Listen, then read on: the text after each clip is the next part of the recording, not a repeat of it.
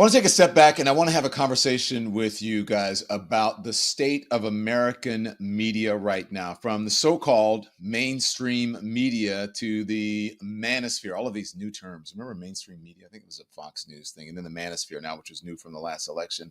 No better person to talk about that than my guest right now, and that is Mr. Jim Rutenberg. Welcome to the stage. There he is. He is a writer at large for the New York Times, the New York Times Magazine. He has penned, quite literally, not kidding, thousands of pieces for the Gray Lady, covering everything from media analysis to political reporting. If you're a big fan of the New York Times podcast, A Daily, which I am, Michael Barbaro, I even send him my thoughts on what I think of his shows almost on a weekly basis. You heard Jim's chat last week about how Nixon dreamed, of breaking the media, and now Trump is doing it. Jim, welcome. Thank you, sir. Thanks for having me. What do you mean by that? Nixon dreamed of it. Now Trump is doing it. You think Trump is breaking the media? Well, I think he's kind of following a Nixon playbook in some very specific ways, and even already in some cases, and I'm talking kind of in terms of government power, going a little bit farther even, and in terms of, the FCC, for instance, is investigating some of the big networks and talking about how that might tie to approval of the licenses for their stations. The Nixon administration had set out to create a policy where that would happen and kind of pulled back.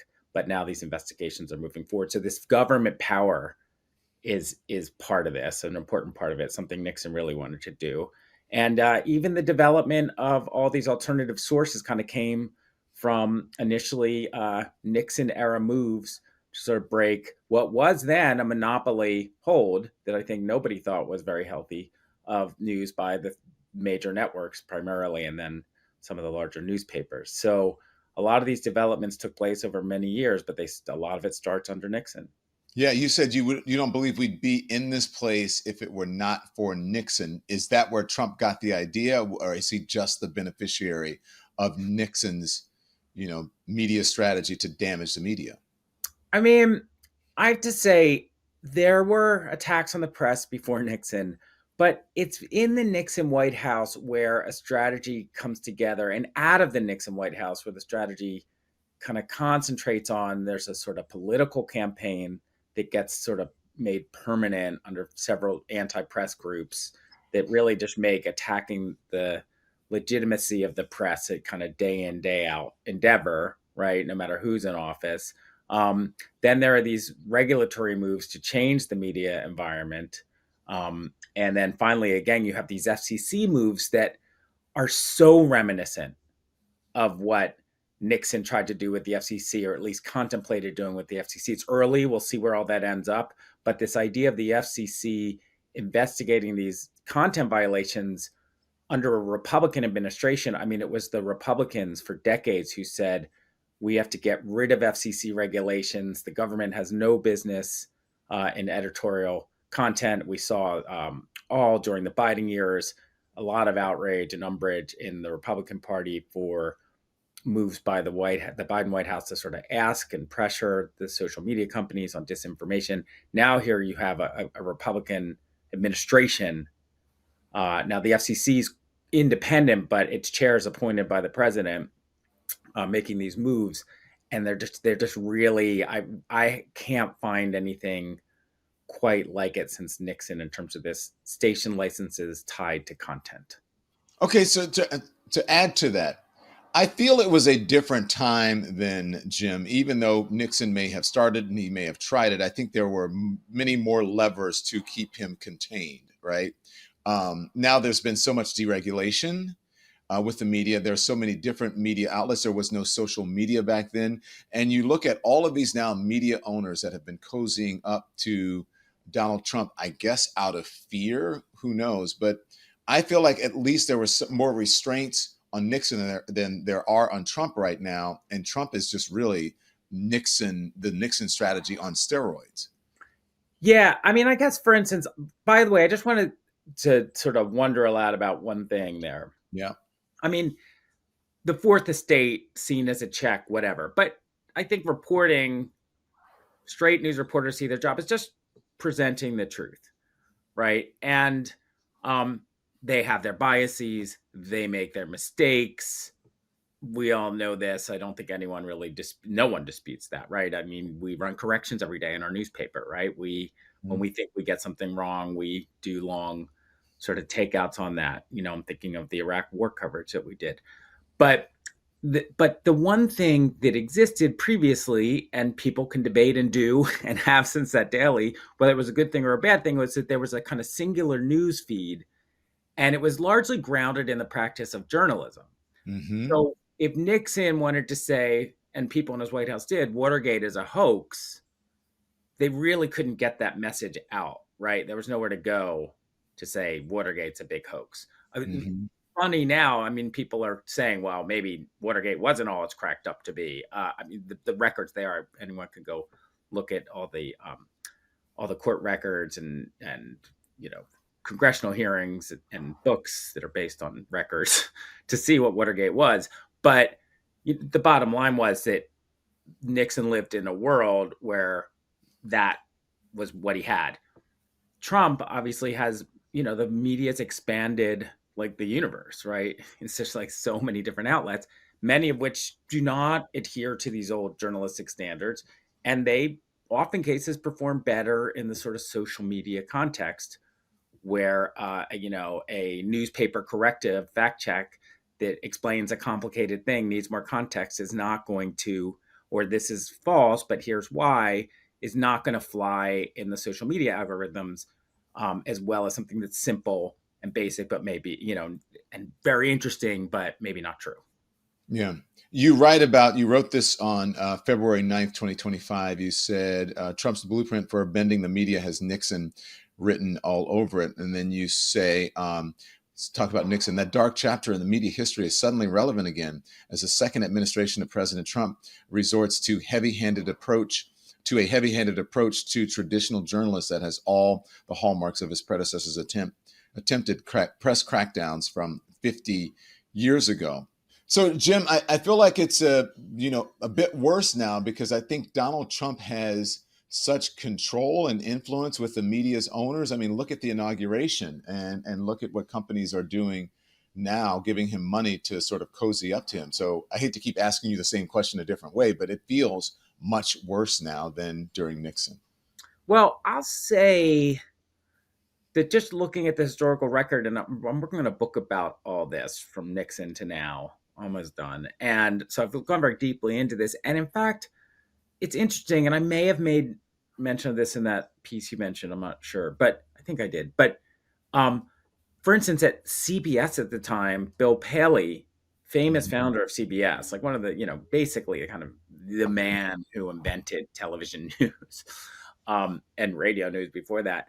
He was very often, you can hear in Nixon tapes, he was very nervous when dealing with the Nixon people when they would kind of say, "What are you doing?" And we're really not happy.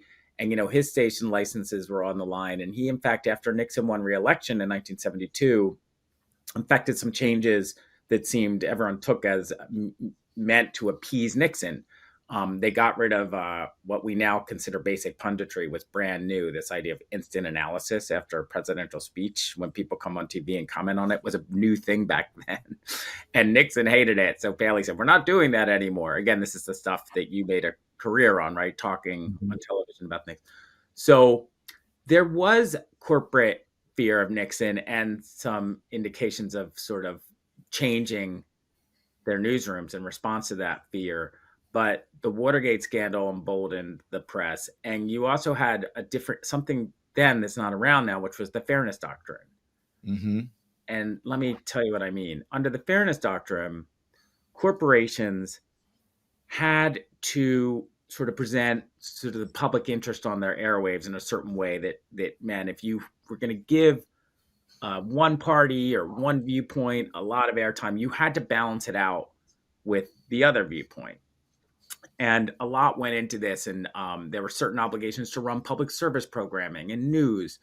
And under those obligations, um, news they had to run a lot of news, and those obligations went away under Reagan because, again, the conservatives hated the idea of government being at all involved in content.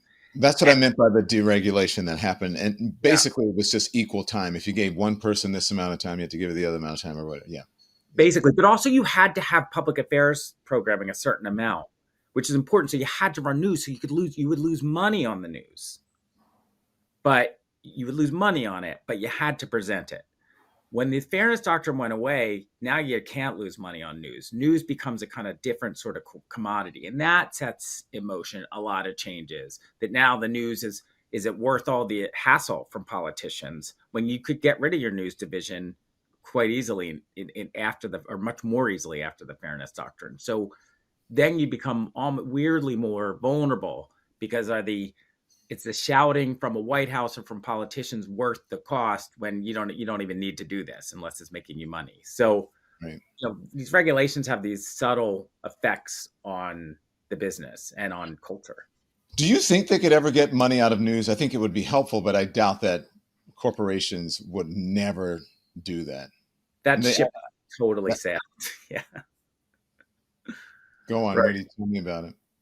No, I think that I don't think that there's never going to be a time when we're going to go back to this kind of public interest obligation to run news and you don't have to worry about profits. It's all profit now. So It's never gonna go back with profits, as you see, because now that the business is sort of more exposed, right? That it's a business. Where do you see it going? Because everyone has been people have been predicting the demise of network news for decades now and of cable news. It seems to, for some, perhaps it may be coming to fruition. I think there's still significance and relevance to both of cable and broadcast news, but it appears that um, there's a lot of trouble there, to put it mildly. there's a lot of trouble. There's a lot of economic pressure. You see it in these recent cases, right? Like we could talk about this, but there's been a Trump lawsuit and an FCC investigation into CBS. Hmm. I don't, and that, as your viewers probably are aware of this, that lawsuit and the FCC investigation has to do whether 60 Minutes was two basically edited answers from Kamala Harris during the campaign to make her look better. Um, and that lawsuit is the sort of thing that most legal experts say wouldn't have really gotten very far if you played it through court. um, CBS may settle because its parent company, Paramount, is trying to effect a merger, and the FCC, at the Trump administration as well, could have some say on that merger. And so that kind of shows you how these things all kind of marry together. Hmm. Yeah, but I was speaking more of the profits. As the money seems to be dwindling. I'm just wondering. You said, "Hey, that ship has sailed." So that's why I asked you that question. If the money is dwindling, if there are fewer profits, then what does that portend for the the media or the news industry? Well, it does, in a way, just to pick up on that example, and then we can shift off of it. It does sort of relate because, again, then is it worth it to stand by your news organization when it's getting in the way of a business deal you want to make? Is that worth it? Yeah, You know what yeah. I mean? Like when is this? There's a saying that you hear about out of the C suites of the big media companies is that news is 100% of your headaches or 90% of your headaches and 1% of your profit. That's a post fairness doctrine kind of concept, but the industry is in trouble. I will say this: um, news and journalism still matters, Of course. and that is why I think it's been a target here because um, Trump, personally, the administration get very frustrated with news coverage. If they really thought it didn't matter and was irrelevant now, they wouldn't bother, right? Um, Elon Musk, interestingly, at a rally in Wisconsin last night, was talking about how he's getting all this free attention in the traditional news media, which he dismissively calls the legacy media. Um, and wow, this is worth all this free exposure. Well, it shows he always says how much the legacy media doesn't matter, but he's quite happy to have exposure in the legacy media. The television networks still have stations in every nook and cranny of the country, and they still have people who watch it. Maybe not in the way they once did, but so journalism, traditional journalism, it still is affecting the public dialogue for all of its many problems, bigger problems than either of us have seen in our lifetimes. How do you think journalists are doing? How do you think the media industry, how are they doing now, especially covering what's happening in the country? From the podium, the folks inside of the briefing room to the people out in the field. I'll say when I was a media columnist at the Times for a while, and so it was my job to always opine on that. It was my sort of assignment. Now that I don't have that column, I'm a little more tentative. I'll say this: I think there's always great there's great journalism, right? Um, Last week, the Atlantic had the signal messages, right? Now, in a Yeah. way, that was like that doesn't happen every day to journalists where you Well, it get just fell in their lap, Jim. Let's it, just be honest, right? They didn't really have to work for that. So I like, and I'm kind of jealous of it. So I'm not, no shade, but it kind of fell in their lap, but also that comes from working a beat, right? right, Like you right. don't just right. And I'm not. You don't just get into Waltz's phone, right? Unless you've worked a beat and you've had some sort of a communications Right. with. I'm not saying that itself came from pavement pounding, but Right, in a right. way, just working a beat, being there, talking to people, right? And that was a really big story. So there are still these big stories that happen. I think a there's been an issue since Trump first began to run where journalism has had a really hard time grappling with him because the attacks are so frontal and constant on journalists, right? So they get drawn in sometimes when it's not our job to get drawn in. We really can't, it's like what Marty Barron of the Washington Post used to say, we're here to work, not go to war. It's just journalism. We're just covering the news and bringing things to light. And then on the flip side, I think there are times where what does, and this conversation will go on forever and it's an old one, but like what's objective, what's fair, do you have an obligation to treat something that's not true but one side really says it a lot, to balance it out with the other side if the other side is saying something that's factually accurate? Does balance mean giving those two things that aren't equal in the eyes of the facts equal billing, right? So this is something that journalism struggled with a lot in the Trump era. In my book research, I saw this coming up back during the McCarthy years. There'd be big arguments within journalism. What's our obligation here? Should we just be quoting this senator who's red baiting in ways that are often false? It's not, that's when I can tell that that's an early time when this conversation was happening. So these aren't new. I don't think there's been a clear solution to it or consensus about what's always the right way to go about it. Yeah, these are, as I said, these are tough times now. Do you think? What do you think of what happens in the briefing room, and just even what happens? We've been even on Air Force One. We just ran something earlier about Donald Trump saying, "Oh, we're going to run for a third term," that sort of thing. But I'm just wondering if the Trump people, more than any other administration, have forgotten that they actually work for the American people and not the other way around. I think they think that the journalists in that room work for them, that the American people work for them, rather than them being public servants that are accountable through many times through journalism, through journalists to the American people. I mean, I can't. That's out of my lane as a straight news guy. So I'll let you be the opinion person there.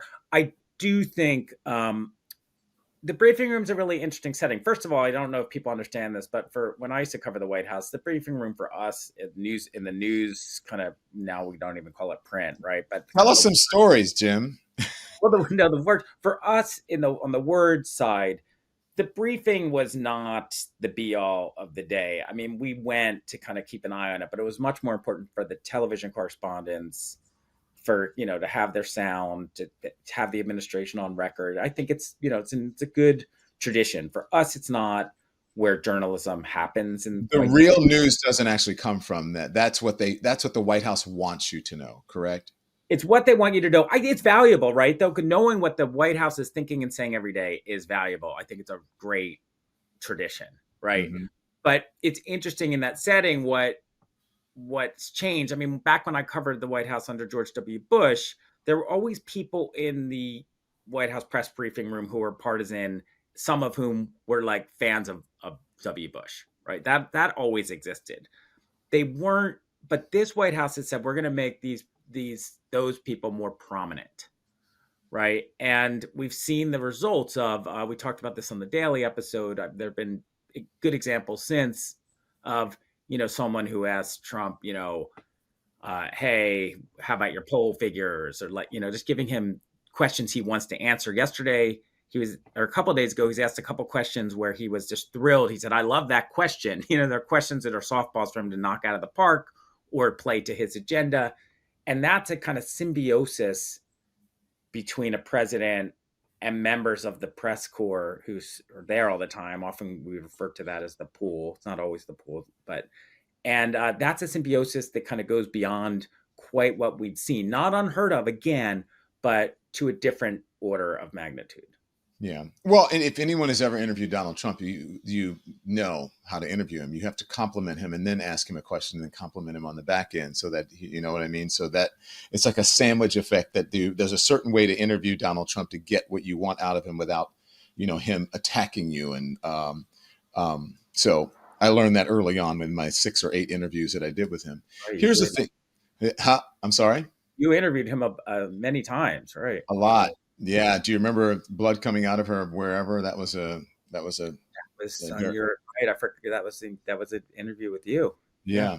But here's the thing. So you said that Donald Trump is doing it. Nixon dreamed of it. Is he going to do it? Is he going to break the news? I mean, that obviously remains to be seen. And things look, because the news is already dealing with challenges that had nothing to do with Trump, right? There's been decades of attacks, decades of mistakes, right? There are the economic pressures, which often get reduced down to, well, the public's tuning you out because you're irrelevant. And maybe of course there's so much more competition that some of that's going on. But what's also happening is that social media came along, Facebook came along, that kind of really undermined the business models, especially of smaller local papers. Many mid-sized dailies. So there are a lot of economic issues. So the press is in a far more weakened state for Trump than it was for Nixon, just economically to begin with. Then the trust factor, totally different scenario, right? Nixon, it was like 60, 70% approval. Not that but the problem for the press is its job isn't to win approval often. It's to tell the truth. And sometimes the truth angers its own audience, right? So Trump has a much softer target, and then his attacks are beyond anything we've seen. So that's a pretty potent stew. So yeah, I mean, it remains to be seen. But the other thing I'll say is that things change sometimes. Like what things look like today doesn't mean it's what they're going to look right like. On. You're right, 100%. Like I said, people have been sort of predicting the demise of network and whatever, whether it's cable or broadcast news forever, and it's still going, and it's still very powerful and has an influence, and it makes tons of money. Here's the thing, though, is what do you think of now for as it relates to independent media? What's the role of independent media now, of streamers, of podcasters, of just folks who are not tied to the corporate overlords? Yeah, I mean, it's like it's a hugely impactful development. There's some amazing work coming out of that sphere. There's also, as we talked about in the Daily, a giant part of that really plays to what Trump wants to do, right? Especially those who are fans of his, who have big audiences, and aren't in the business of journalism, who verification and the kind of rules of the business I've been part of my whole career. But Jim, if you'll just let me jump in here, I would say that I believe that those folks, I'm an independent journalist, but I didn't, I'm not doing what Joe Rogan does or any of the other folks do. I believe that won him the election by appealing by animating a demographic that was not animated before. And he did that through streamers and podcasters and independents, rather than going on traditional television and places where, he's preaching to the choir. basically. Indeed. I mean, it definitely was a huge. I mean, look, that part of the media has expanded greatly since his first campaign, and he won a lot of groups he hadn't won before, right? I mean, he expanded his level of support and his coalition. So there's no question. He still is very much, though, a traditional media guy at the same time. He cares Yeah. about traditional media a lot, and there are a lot of reasons for that, that his biographers are far better equipped to speak about than I am. But so it's interesting, but because he really is a practitioner of all forms of media, he understands it all. And that's been really his most effective political tool. Yeah. So, Jim, ask you finally for the folks who are watching and who are concerned about the media and whether it is, corrupt or if there's too much corporate influence or whatever. What do you say to the person who's watching now, as someone who's been doing this for quite some time? I mean, everything's often overstated, but not nothing, right? And these like big, is it corrupt? Is it, and that's the language you hear, right? Uh, I've been lucky enough to spend my whole career around journalists who really care about getting it right in a way I don't think people even understand or appreciate. Hmm. Perhaps, that if you live in New York, you're going to have a certain worldview. Let's face it. I'm not denying that. Um, we have people, my newspapers, people throughout the country telling stories every day and really reporting out, trying to bring things like I think the journalists, what people don't understand is how much journalists really do care about getting it right. Straight news journalists. Um, we're always going to make big mistakes. Hopefully we correct them. We're going to have our blinders. Hopefully we do everything we can to get around them.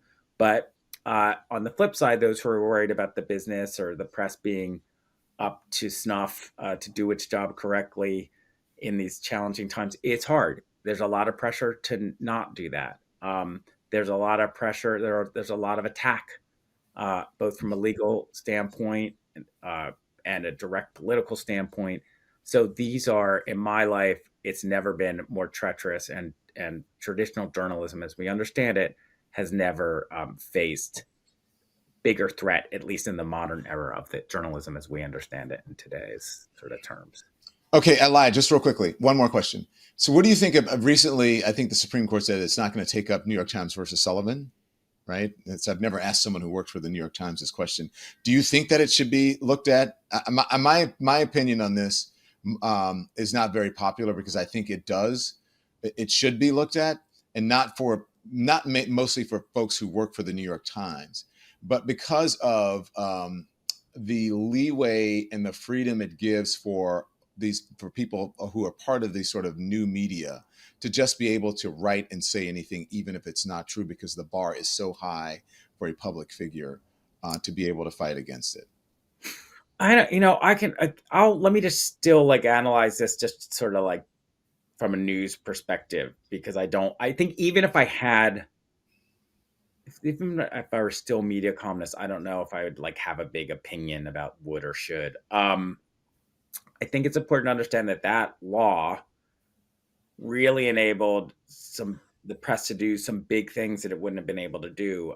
For instance, giving coverage to the civil rights movement, Mm-hmm. pretty major in bringing about the Civil Rights Act and the Voting Rights Act. I mean, and ending segregation. I mean, even the top, some of the big players from the movement said the press gave us flight.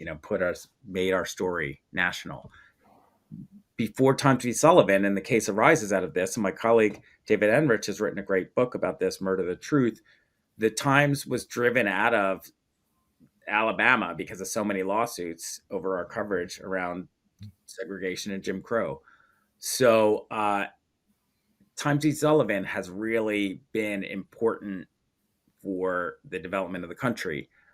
Going forward, I don't know. I mean, we just saw not that long ago Rupert Murdoch and Fox News settle a major defamation suit against Dominion voting systems from 2020 election conspiracy stuff, for like almost not far off from $1 billion, Mm-hmm. because they looked like they were not going to be able to succeed in winning that case, despite Times v. Sullivan. That the sort of the parameters of Times v. Sullivan were such that Fox thought it had a good chance of losing that at trial. And it thought it to such a degree that it spent a lot of money. So when there are arguments against Times v. Sullivan that it sets this bar that no one can meet and anything can happen, I mean, I don't know if that's totally true. And certainly that's a big example from recent history that would question that. But it was decided in a time when there was no social media, there were no blogs, there were no, very few gossip, except for, Hedda Hopper and that sort of thing. But That's, I'm not saying that it should be, I just think it needs to be looked at, because I I think mean, people can write things and it does not have to be true. And the, it yeah, doesn't matter. And people just ignore it because they don't want to give fuel to it, right? Or even elevate it. And then the organization faces no consequences for just writing something they know is completely false, that they just made up. I mean, this is the balance and the crossroads. And I'm really trying to address this in the book I'm working on, and certainly in the work I do for the Times all the time. This is the balance that we as a society are really struggling to find, and there are huge differences of opinions about what's right here. And there's something related that's a little different, and that's the regulation for the internet known as Section 230, Mm-hmm. which frees the platforms from being largely, not entirely, largely from being legally liable for things that are on their sites that might be defamatory, um, etc. And both parties, for different reasons, are looking at that and whether that has to change. And that kind of addresses the same problem that you're talking about. But again, it's one of these, it's such a central issue for the democracy. And it's not a front and center issue on the news every day, because it's just like, there's so much else going on. And I find this issue is always kind of falling off to a side group of people who are interested in it, but it's not central yet. The actual, what we're talking about is so central to our lives. Yeah. Well, that's why I asked you the question. Jim Rutenberg, thank you, sir. I really enjoy your writing. Maybe sometimes when I, if I'd been the subject of it, I may not have enjoyed it, but I appreciate it.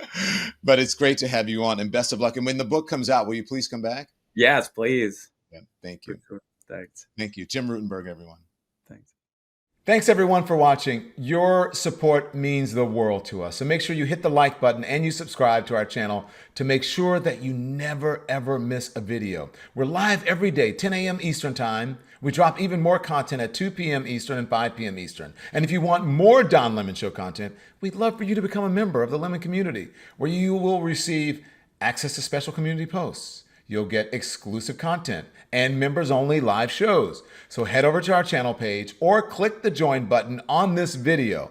Again, thank you for watching. We appreciate your love and your support, and we will see you next time.